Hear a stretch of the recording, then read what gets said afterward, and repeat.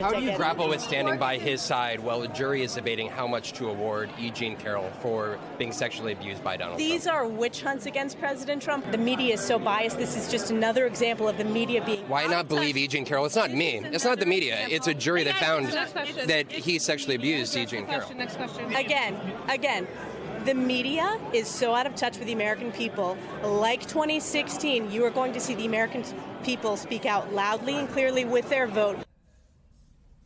You will see the people speak out loudly and clearly. Of course, we don't know what November of 2024 will look like, but we do know here in the months preceding November that Republican elected officials around the country, despite these trials and despite the allegations and despite a jury finding him to have sexually abused E. Jean Carroll, they will continue to stand by him. And the Republican electorate so far looks like they are eager to do so as well. Well, and the fascinating thing is, Chris Matthews and Vaughn pointed it out, it's not a witch hunt. It's not a media that's in the jury. It's a jury of his peers, whether it's in New York that found him guilty of sexually abusing E. Jean Carroll. That's not a witch hunt. That's a jury.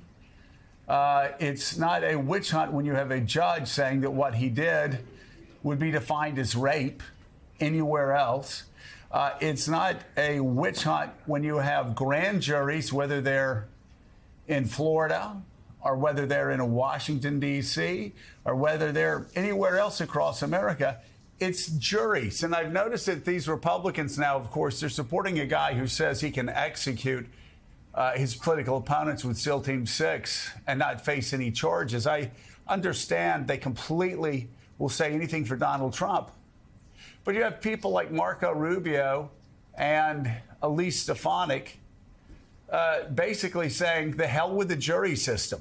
We don't trust juries anymore because anything that goes against Donald Trump, if juries go against Donald Trump, then the hell with the jury system, the hell with the rule of law. Nothing applies to Donald Trump. And that's where we are once again. Well, you've got 200 people who have already pled guilty to felony charges for January 6th at the U.S. Capitol. That's real business. These people can face up to 18 to 20 years in prison. I think that the law is coming after Donald Trump, and it's going to get him.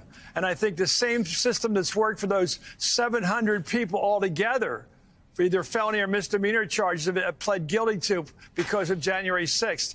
And the mastermind behind it all is the guy who lied about saying he won the election of 2020, Donald Trump. He lied after the election. He lied on the day of January 6th, all through it. And now today, he's lied about the E. Jean Carroll case. I know E. Jean Carroll. She used to be on my show all the time. I've got to say, I believe her completely, just like the jury did. And I think that they're going to give a lot of money to her, because maybe $10 million in addition to everything, because they really believe she's been hurt by this. I think Trump is just lying all the time. And the people that believe a liar all the time are crazy. And I can't even understand it. I do not understand why 70-some million people out there accept a constantly lying person. He did not win the election. If you just asked him point blankly, tell us the states that he won that we didn't know about. Did he really win in Georgia, where he asked the Secretary of State for 12,000 votes? Did he really win there? Where did he win? They don't know. They just follow his lead, his lying. Well, yeah, it really doesn't matter. Facts don't matter. And again, it doesn't matter that 63 federal courts, a lot of them Trump judges, Trump-appointed judges, said there was no widespread voter fraud that would have changed one election. The Supreme Court, that Trump called his Supreme Court, said the same thing. You even had Clarence Thomas and Sam Alito write a concurrence saying, you know, we ought to look a little closer into this Pennsylvania case, even though we know there aren't enough votes out there to change the outcome of the election. Right. Even Trump's closest allies on the bench say there's just absolutely nothing there. And yet, Chris, they keep looking at Chinese religious cults' websites and penning it as gospel. They do. I mean, that's what it is. I mean, Epoch Times is run by a Chinese religious cult. And they get their propaganda from Trump, who pushes it through there, who pushes it through other outlets. I'm just curious, Chris. Let's get to the matter at hand in New Hampshire. Does Nikki Haley have a shot, or is this just going to be the coronation of Donald Trump? Boy, I have to tell you, you and Mika, I have told you what I thought and what I hoped for. I thought that she'd make it a real challenge. You know, when she took down the flag, the Confederate battle flag down in Charleston, in the Columbia, she basically made a statement. There was a before, the flag was up there, then there was an after. And in politics, you have to have a before and after moment, whether it was Ronald Reagan saying, I paid for this microphone up here in New Hampshire, or Hillary Clinton becoming emotional about what the toil of the campaign really, how it affected her personally. And she reached the voters up here. There has to be a moment where you reach the voters. And I have to tell you, I've been to all the rallies, and I have to tell you, the governor up here, Sununu, has been fabulous. He is a great cheerleader. He gives a great speech. He did one last night again in a big crowd. And there was a great endorsement by the union leader, the newspaper of this state. Fantastic endorsement.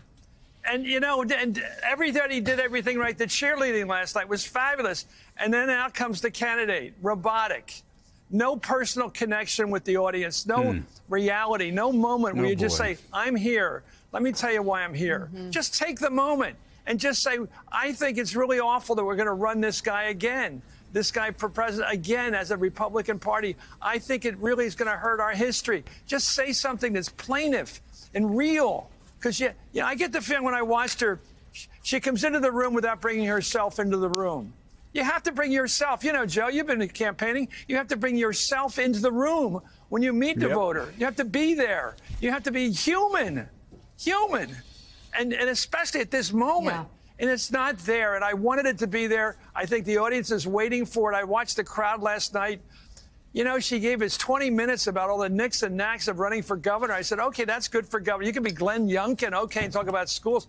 But eventually you got to talk about China and Russia and North Korea and the reality of the world we live in.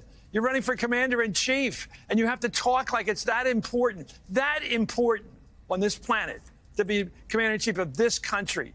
And she didn't rise to the occasion. She didn't rise to the occasion. I wish she had. I think it's going to be probably 50-40, probably if she's lucky tonight or tomorrow. I just don't see it happening. And it was just on the plate for her if she just became human.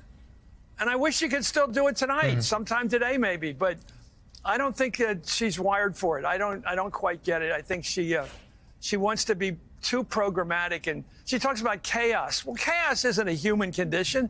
It's sort of an eruption of something, but the personal aspect of a president who has lied to us, who endorsed the January 6th attack on our Capitol. Say something.